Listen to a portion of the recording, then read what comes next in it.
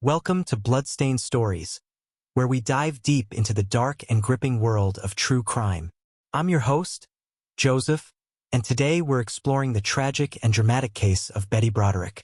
In 1989, Betty Broderick shocked the nation when she murdered her ex-husband, Dan Broderick, and his new wife, Linda Kolkena, in their San Diego home. The case, which highlighted issues of divorce, betrayal, and revenge, captivated the public and media.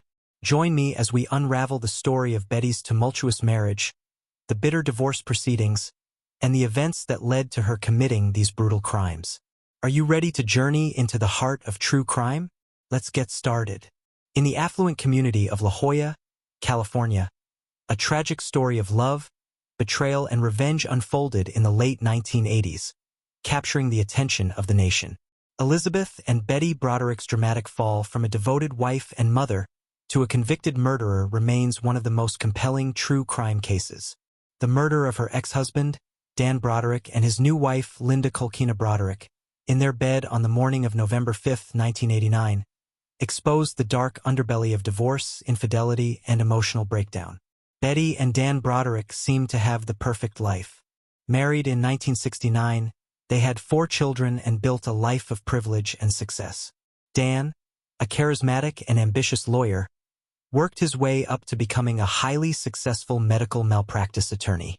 Betty, a devoted housewife, supported Dan through medical and law school, managing their household and raising their children.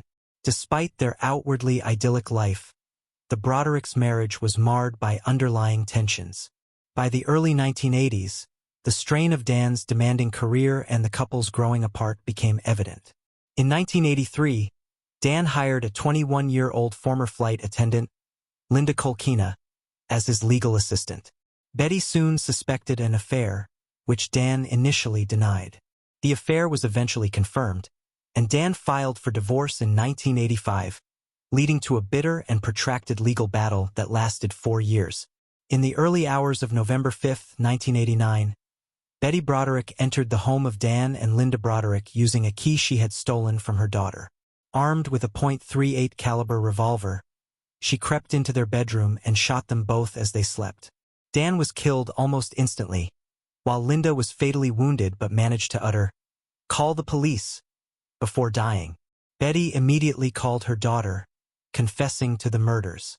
She then surrendered to the police, expressing no remorse for her actions.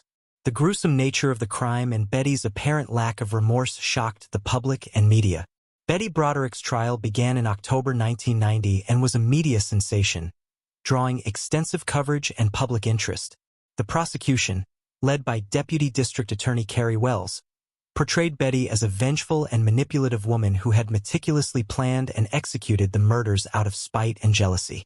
The defense, led by attorney Jack Early, argued that Betty was a victim of emotional abuse and driven to a breaking point by Dan's infidelity and manipulative behavior during the divorce proceedings. The defense highlighted the financial and emotional toll the divorce had taken on Betty, portraying her as a woman scorned and driven to madness. Betty's own testimony was a central element of the trial. She recounted years of emotional turmoil, betrayal, and manipulation by Dan. Her emotional outbursts and lack of remorse during her testimony polarized the jury and the public, evoking both sympathy and condemnation.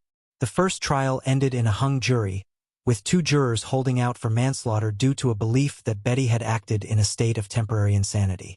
The second trial, which began in November 1991, resulted in a conviction. On December 11, 1991, Betty Broderick was found guilty of 2 counts of second-degree murder. Judge Thomas J. Whalen sentenced her to 32 years to life in prison, citing the premeditated nature of the crime and her lack of remorse as significant factors. Betty became eligible for parole in 2010 but was denied. Her subsequent parole hearings have also been denied, with the parole board citing her lack of remorse and insight into her crimes. The Betty Broderick case remains a poignant and controversial example of the potential consequences of marital strife and emotional breakdown. It sparked widespread debate on issues such as spousal support, emotional abuse, and the mental health implications of contentious divorces. The case also highlighted the limitations of the legal system in addressing the complex emotional and psychological dynamics of domestic disputes. Betty's portrayal as either a victim of circumstance or a cold-blooded killer continues to evoke strong reactions and differing opinions. The case has been the subject of numerous books, documentaries, and a popular television miniseries, reflecting its enduring fascination and the complex interplay of love, betrayal, and revenge. The tragic saga of Betty and Dan Broderick is a stark reminder of how deeply personal conflicts can spiral into violence and tragedy. It underscores the importance of addressing the emotional and psychological needs of individuals undergoing significant life stressors and the need for a more compassionate and holistic approach to family law. The legacy of the Betty Broderick case endures, a testament to the devastating effects of unchecked anger, betrayal, and the destructive power of obsession. It remains a haunting example of how the darkest aspects of human relationships can lead to irreversible acts of violence, forever altering the lives of those involved. Thank you for joining us on this episode of Bloodstained Stories as we delved into the tragic and sensational Betty Broderick case. If you found this deep dive into one of America's most dramatic and heart-wrenching true crime stories compelling, please subscribe and leave a review. Your support helps us bring more in-depth true crime stories to you. Follow us on social media for updates and behind-the-scenes content. Have a theory or a case you'd like us to cover? We'd love to hear from you. Until next time, stay curious, stay safe, and keep exploring the mysteries of the true crime world.